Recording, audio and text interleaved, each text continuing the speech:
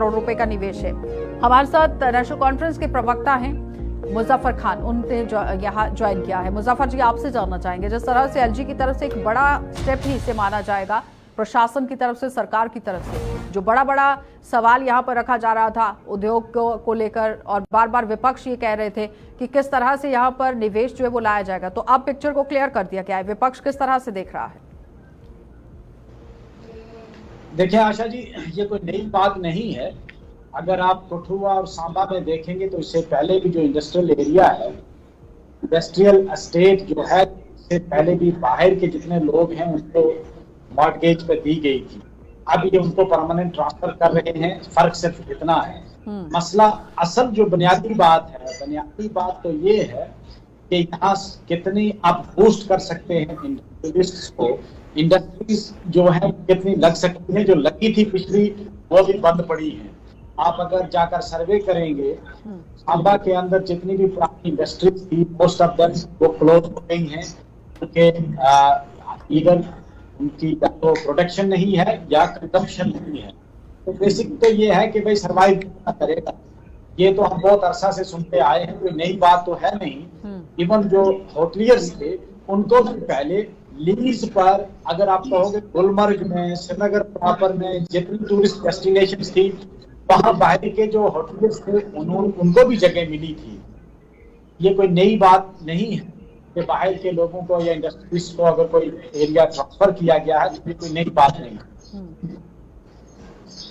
लेकिन मुजफ्फर जी, जिस तरह से बताया जा रहा है कि अगर हम देखें कि इरकॉन डिपार्टमेंट है, साथ ही साथ आप देखिए ना कि सीकॉप किस तरह से काम पर लगाया गया है। इससे पहले भी ये डिपार्टमेंट काम करते थे, ये कोई नया दौर तो नहीं है। लेकिन जिस तरह से अब यहाँ पर ये कहा गया है कि 12 निवेशकों को लाया गया, 131 कनाल भूमि जो है वो अलॉट कर दी गई है, और 72 निवेशकों को लाया गया है, 22 को लाया गया है, यानी कि जिस तरह से डिटेल सामने रखी गई है। अखनूर की बात करें तो 33.27 करोड़ के निवेश है, 22 निवेशकों को 72 कनाल भूमि यहाँ पर दे दी गई है। यानी कि सांबा, कठुआ, अखनूर, कई ऐसे इलाके हैं जिन्हें चिन्हित करके यहाँ पर प्रशासन की तरफ से सामने रखा गया है।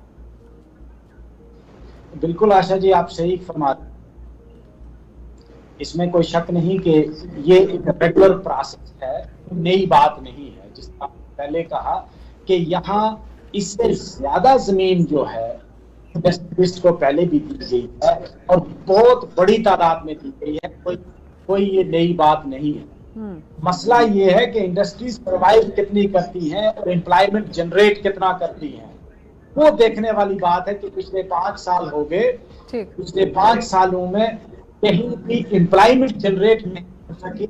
अनएम्प्लॉयमेंट रेट लगातार राइज करता जा रहा है और अनएम्प्लॉयमेंट। लेकिन मुजफ्फर जी, प्रशासन और सरकार ये कहती भी आई है कि जब इंडस्ट्रीज यहाँ पर लगाई जाएंगी तो ऑटोमेटिकली जो रोजगार है वो यहाँ पर मिलेगा। इंडस्ट्रीज सस्टेन कितनी कर सकती है, आपकी कंजम्पशन कितनी है, कंजम्पशन पर कैपिटा पे बढ़ती है, पर कैपिटा कितना है, पर कैपिटा कितना रिड्यूस हुआ है। इंडस्ट्रीज लगाना अलग चीज है, तो बहुत लगी हैं। आपने सांबा में सीकॉप ने पहले जो कितना बड़ा एरिया है, जो इंडस्ट्रियल एरिया पूरा, वहां इंडस्ट्रीज के लिए दिया हुआ है, बहुत पहले दिया है, पहली सरकार ने दिया है, उससे कोई डिनाई कर सकता है?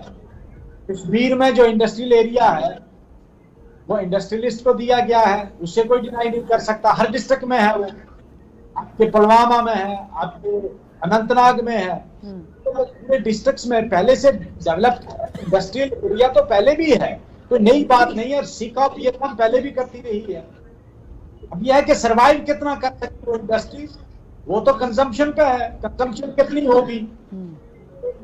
ठीक, जब पर कैपिटा बढ़ेगा तो इंडस्ट्रीज की कंजम्पशन भी बढ़ेगी।